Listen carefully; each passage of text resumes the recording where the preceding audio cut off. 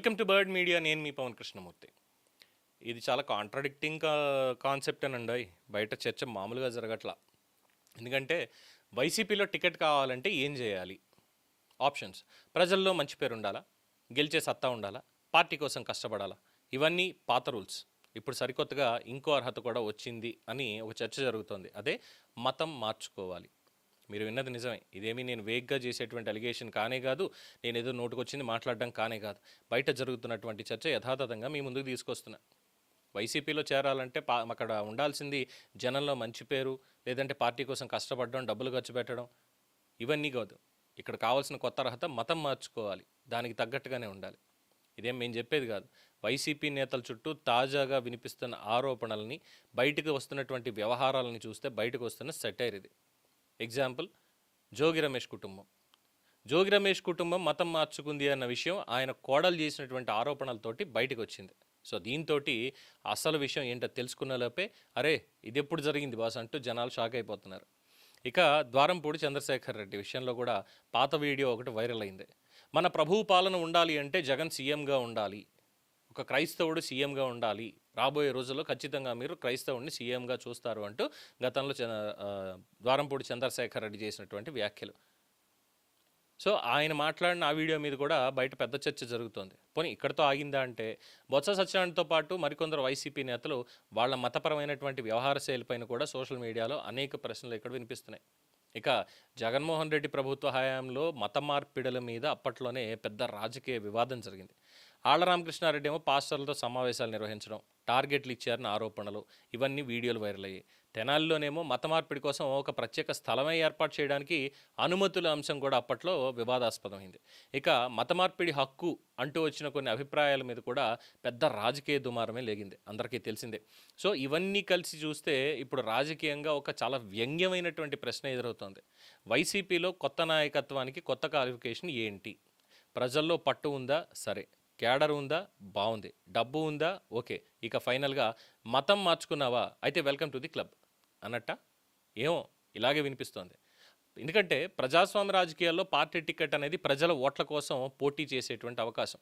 అది ఎవరి మత విశ్వాసాలకు సంబంధించిన వ్యక్తిగత నిర్ణయాన్ని బట్టి ఉండకూడదు. కానీ ఒక పార్టీ మీద ఇలాగ టికెట్లు, పదవులు, రాజకీయ ప్రయోజనాల కోసం మతాన్ని కూడా రాజకీయ ఆయుధంగా వాడుతున్నారా అనే అనుమానం కనుక ప్రజల్లో కలిగితే ఆ అనుమానాన్ని నివృత్తి చేయాల్సిన బాధ్యత ఆ పార్టీదే. అయితే ఇక్కడ ఇంకో విచిత్రం ఏంటంటే, హిందువుల విశ్వాసాలని ప్రశ్నిస్తే అది సామాజిక న్యాయం. అదే హిందూ సమాజం తన విశ్వాసాల గురించి మాట్లాడితే మాత్రం మతతత్వం.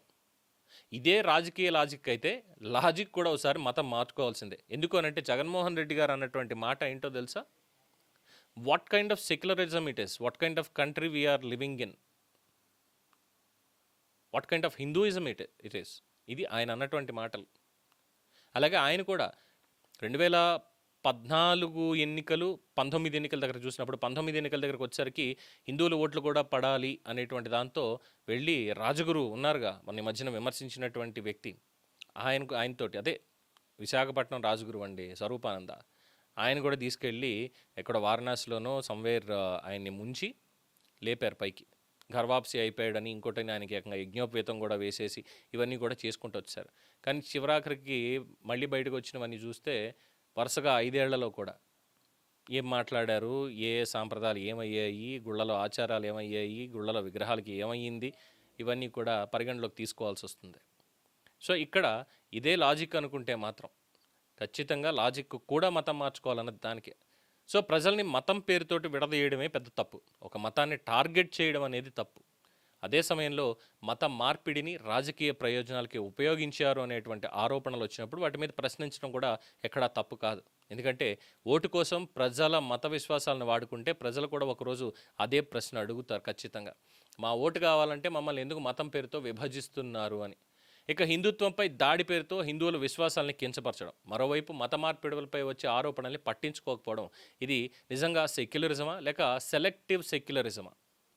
చివరికి అసలు ప్రశ్న ఒకటే, పార్టీలో పదవి కావాలంటే ప్రజల మద్దతు కావాలా లేక ప్రభువు ఆశీర్వాదం మాత్రమే కావాలా? అది వైసీపీ నేతలు క్లారిటీ అనేది ఇవ్వాల్సిందే. సో ఇప్పుడు మీరు చెప్పండి, వైసీపీలో టికెట్ కావాలి అంటే మతం మారాల్సిందేనా అనే చర్చ జరుగుతోంది. అవునంటారా? కాదంటారా? మీ అభిప్రాయాలు తెలియచేయండి. చూస్తూనే ఉండండి ది బర్డ్ మీడియా. ఈ వీడియో మీకు నచ్చినట్లయితే లైక్ చేయండి, షేర్ చేయండి, సబ్స్క్రైబ్ చేయండి. మరిన్ని అప్డేట్ల కోసం మా వాట్సాప్ ఛానల్ను ఫాలో చేయండి.